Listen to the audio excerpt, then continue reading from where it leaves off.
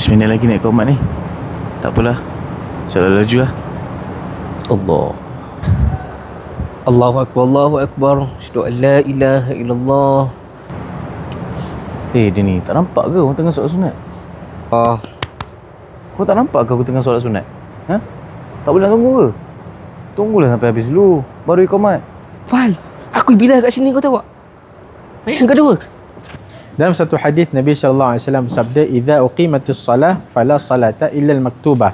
Apabila solat telah diiqamatkan, maka tidak boleh solat selain solat fardu yang diiqamatkan itu. Jadi dalam kitab Qaulul Tam fi Ahkam Ma'mum wal Imam mengatakan makruh jika seseorang itu solat sunat apabila dia tahu waktu iqamat sudah hampir ataupun iqamat sudah diiqamatkan. Wallahu a'lam. Jom infak, tekan link di bio.